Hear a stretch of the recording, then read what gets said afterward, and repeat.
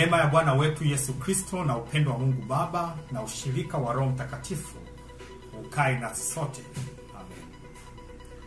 Tuna kila sababu ya kumshukuru Mungu, hasa tunapoikaribia siku kuu ya ibada kuu ya ufunguzi wa jimbo letu jipya la Kianglikana, ambalo litajulikana kama Episcopal Anglican hapa Tanzania.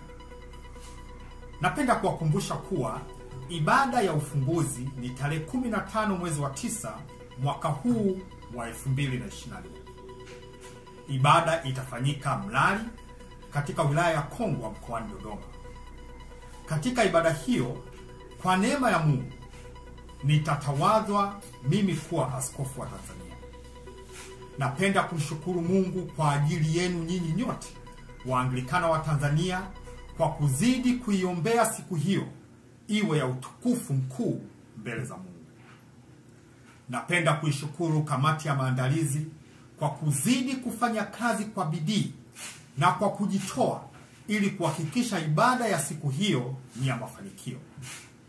Najua maandalizi ni mengi sana, kwani nitapokea wageni wengi kutoka sehemu mbalimbali za dunia. Mungu azidi kuwatia nguvu.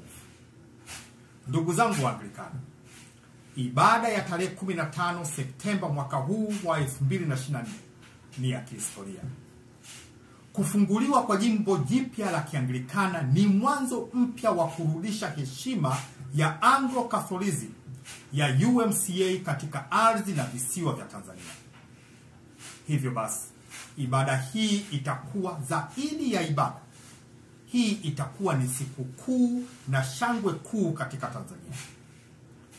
Kama ilivyokuwa mwanzo wa UMCA Afrika na Tanzania, na kuja Tanzania nikiwa tayari ni askofu ndani ya misingi kamili ya kimitume katika Anglo-Catholic Church.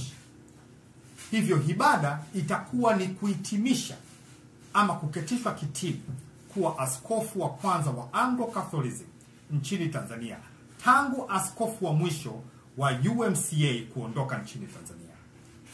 Ili kuwapa Watanzania heshima yao, matukio mengi sana yatafanyika ili kuwapa Watanzania fursa ya kushuhudia matendo makuu katika ibada hii.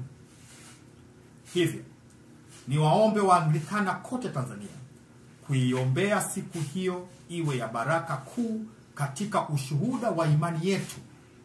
Tuzidi kumwombea afya njema baba askofu wetu mkuu wa majimbo yote ya Anglo-Catholicism duniani katika maandalizi yake ya kuja Tanzania pamoja nami kwa ajili ya ibada hii. Leo sina mengi ya kusema isipokuwa ni kuwakumbusha tu kuwa tuzidi kusali katika kuingojea siku ya ibada ya tarehe 15 Septemba. Pia katika sala zetu zote tuzidi kuwaombea kamati tendaji ya jimbo letu na kamati ya uratibu wa ugeni na ibada hii, ili Mungu azidi kufanyika baraka katika maisha yao. Pia mzidi kuniombea mimi na mama askofu Nora, ili huduma yetu miongoni mwenu iwe ya baraka siku zote. Tuzidi kuziombea kazi za ujenzi wa makanisa sehemu mbalimbali katika Tanzania ambazo zinaendelea sasa. Pia napenda kutoa shukurani kuu kwa viongozi wa makanisa mbalimbali ndani ya Ukristo na mashehe katika Uislamu ambao wamenifikia na kuniambia kuwa wananiombea dua njema. Basi sasa, amani ya Mungu ipitayo fahamu zote itulinde sote katika kila nia njema ndani ya kusudi la Mungu kwetu sote, katika jina la Baba na la Mwana na la Roho Mtakatifu. Episcopal Anglican Media, maisha yanayohubiri.